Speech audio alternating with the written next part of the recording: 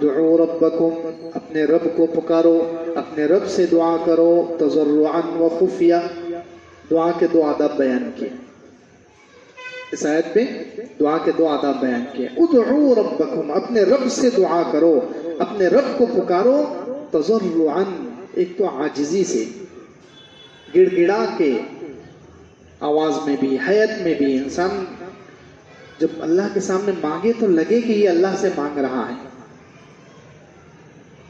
آج کل ہمیں دعاؤں کے آداب نہیں آتے تو نعوذ باللہ ہم تو ایسی دعا کرتے ہیں جیسے کسی کو آرڈر دے رہے ہیں، ہوٹل میں جانے کے بعد جو ملازمین کو آرڈر دے رہے ہیں، یہ لے کر آ جا، یہ لے کر آ جا، یہ لے کر آ جا، یہ لے کر آ جا، تو نعوذ باللہ اللہ تعالیٰ کے ساتھ بھی یہ کر دے، یہ کر دے، یہ کر دے، یہ کر دے۔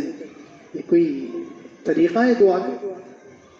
اللہ تعالیٰ کے سامنے تو تضرعاً، عاجزی، شکل سے سمجھ میں آئے کہ اللہ سے دعا کر رہا ہے یہ بندہ، اتنی عاجزی ہو اس کی حیت میں، اس کی بناوٹ میں، اس کی شکل میں، اس کی آواز میں۔ تو دعا کا پہلا ادب یہ ہے کہ دعا کرو عاجزی کے ساتھ۔ دوسرے وخفیہ، آہستہ، آہستہ والی دعا اللہ تعالیٰ کو پسند ہے۔ اللہ تعالیٰ خود حکم دے رہے ہیں کہ اپنے رب کو پکارو، اپنے رب سے دعا کرو عاجزی کے ساتھ، اور دوسرے خفیہ، آہستہ۔ یہ دعا اللہ تعالیٰ کو بہت پسند ہے، آہستہ والی دعا۔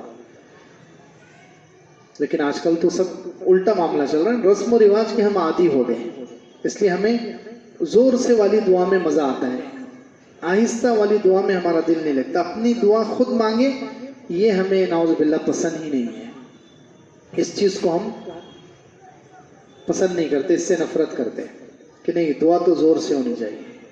اللہ تعالیٰ کو پسند کیا ہے؟ آہستہ والی دعا پسند ہے۔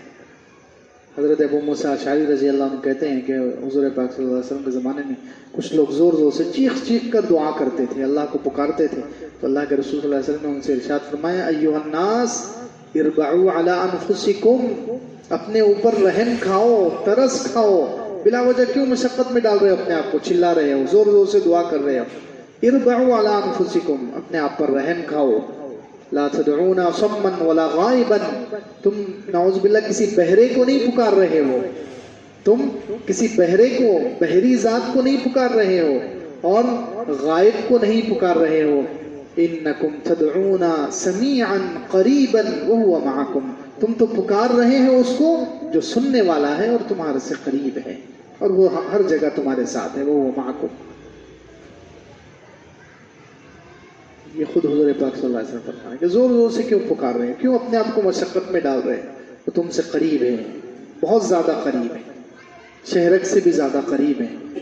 تو اللہ تعالیٰ کو آہستہ والی دعا، اس لیے حضرت انس رضی اللہ عنہ کہتے تھے، دعوۃ فی السر تعدل 70 دعوۃ فی العلانیہ، ایک آہستہ والی دعا 70 زور سے مانگی جانے والی دعا کے برابر ہے۔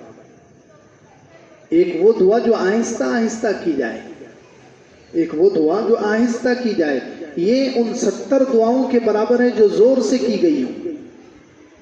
آج کل تو رواج ہی چل پڑا ہے، زور سے دعا، زور سے دعا۔ دعا آہستہ اللہ تعالیٰ کو پسند ہے۔ قرآن پاک میں یہاں بھی اللہ تعالیٰ نے یہاں تو حکم دیا ہے کہ تم دعا کرو اپنے رب سے عاجزی سے، وہ خفیہ اور آہستہ سے، آہستہ۔ اسی لیے 16ویں پارے میں حضرت زکریا علیہ السلام کے بارے میں اللہ تعالیٰ نے جو حضرت زکریا کا واقعہ بیان کیا، اس میں بھی یہ لفظ اذ نادى ربه نداء خفیا، جب حضرت زکریا نے اپنے رب کو پکارا آہستہ سے، نبی بھی پکارتے آہستہ سے۔ آہستہ دعا بہت تیزی سے انسان کو اللہ کے قریب لے جاتی ہے، اس سے آدمی کا ایمان بھی بڑھتا ہے، اللہ کا قرب بڑھتا ہے، کیونکہ جب خاص طور سے وہ دعا جس میں انسان کے ہونٹ نہ ہلے، جس میں انسان کے ہونٹ بھی حرکت نہ کرے، وہ دعا آپ خود محسوس کریں گے کہ یہ دعا ہمیں اللہ کا قرب دلا رہی ہے۔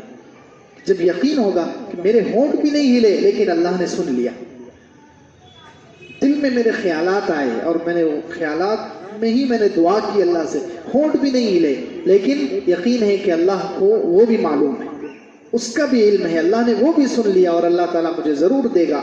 تو جو یقین کے ساتھ ایسے دعا کرے تو بتائیے اللہ سے تعلق بڑھے گا نہیں بڑھے گا؟ اللہ پر یقین جمے گا اس کا کہ اللہ سنتا ہے. میں نے تو ہونٹ بھی نہیں ہلائے تھے لیکن اللہ نے سن لیا اور میری مراد پوری کر دی, میرا مسئلہ حل کر دیا. تو کتنا انسان اللہ کے قریب چلا جائے گا. آہستہ دعا سے بہت تیزی سے انسان کو اللہ کا قرب نصیب ہوتا ہے. ویسے بھی دعا تو کسی بھی حال میں کرنی چاہیے, اور دعا انسان کو اللہ کے قریب, اللہ تعالیٰ کی ذات اکیلی ایسی ہے جو دعا سے خوش ہوتی ہے, اور دعا کرنے کے بعد انسان کو اللہ تعالیٰ اور اپنے قریب کر لیتے ہیں. دنیا میں ضابطہ یہ ہے کہ بادشاہ سے مانگو, ایک مرتبہ مانگو وہ تھوڑا دور کر دے گا, اور ایک مرتبہ مانگو اور تھوڑا دور کر دے گا. کچھ دنوں کے بعد کہے گا میرے دربار میں آنا بند کر دو, تم بہت زیادہ مانگتے ہو. لیکن اللہ کی ذات ایسی ہے کہ اللہ سے جتنا مانگیں گے دعا اور اتنا انسان اللہ سے قرب بڑھے گا, اللہ سے تقرب نزدیک ہوگا. قرآن میں اللہ تعالیٰ نے نبیوں کی صفات بیان کی کہ انہ اواب, حضرت داؤد علیہ السلام کے بارے میں, حضرت ایوب علیہ السلام کے بارے میں, کہ یہ لوگ کون تھے؟ انہ اواب, چپکے چپکے دعا کرنے والے, اللہ کی طرف رجوع کرنے والے. اس لیے دعا کے لیے ضروری نہیں ہے کہ ہاتھ اٹھائیں, قبلہ رخ کریں, وضو کریں, مسجد میں آئیں, یہ سب چیزیں ضروری نہیں ہیں. ہاتھ اٹھانا, وضو کرنا, قبلہ رخ ہونا, مسجد میں آنا, یہ سب چیزیں دعا کے لیے ضروری نہیں ہے. ہونٹ ہلانا تک ضروری نہیں ہے. اگر مجمع ہے ایسا اور کوئی مسئلہ ارجنٹ پیش آ گیا, دعا کرنا ہے لیکن سب لوگ دیکھ رہے ہیں, اب انسان بعض مرتبہ شرم کی وجہ سے ہاتھ نہیں اٹھا سکتا, تو دل میں شروع کر دے اللہ سے رابطہ. وہ تو دیکھ رہا ہے, وہ تو سن رہا ہے, وہ تو انسان کی ہر حالت, ہر کیفیت کو جانتا ہے. تو اللہ تعالیٰ خود حکم دے رہے ہیں, ادعوا ربکم تضرعا وخفیا, دعا کرو اپنے رب سے, پکارو اپنے رب کو عاجزی کے ساتھ, خفیہ, چپکے چپکے. انہ لا يحب المعتدین, اعتداء, حد سے آگے بڑھنے والوں کو اللہ تعالیٰ پسند نہیں کرتے. حد سے آگے بڑھنا دعا میں کیا ہے کہ بہت زیادہ زور زور سے دعا کرنا, چلا چلا کر دعا کرنا, یا تکلف کے ساتھ بناوٹی الفاظ, ایک جیسے الفاظ. بہت سارے لوگوں کی عادت ہوتی ہے کہ لوگوں کو معلوم پڑے میرے پاس کتنا علم ہے, لوگوں کو معلوم پڑے کہ میں کتنی اچھی دعا کراتا ہوں, تو ایک کے پیچھے ایک الفاظ, ایک جیسے الفاظ لائے جاتے ہیں. مسجع, مقفع, شاعری کے انداز میں دعا, یہ حد سے آگے بڑھنے والی چیز, یہ اللہ تعالیٰ کو پسند نہیں ہے. دعا سادے انداز میں اور بہت زیادہ لمبی نہ ہو, یہ بھی اعتداء. حد سے آگے بڑھنا, بہت زیادہ اونچی آواز سے نہ کرے, بہت اچھے اچھے الفاظ ڈھونڈ ڈھونڈ کے لائے اور بلا وجہ شاعری کے انداز میں دعا کرنا, یہ حد سے آگے بڑھنا ہے, یہ اللہ تعالیٰ کو پسند نہیں ہے. یا بہت زیادہ حد سے زیادہ لمبی دعا کرنا, یہ بھی اعتداء میں ہے, یہ اللہ تعالیٰ کو پسند نہیں ہے. فرمایا انہ لا يحب المعتدین, اللہ تعالیٰ حد سے آگے بڑھنے والوں کو پسند نہیں کرتا. ہر چیز میں اعتدال اور درمیانی راستہ ضروری ہے.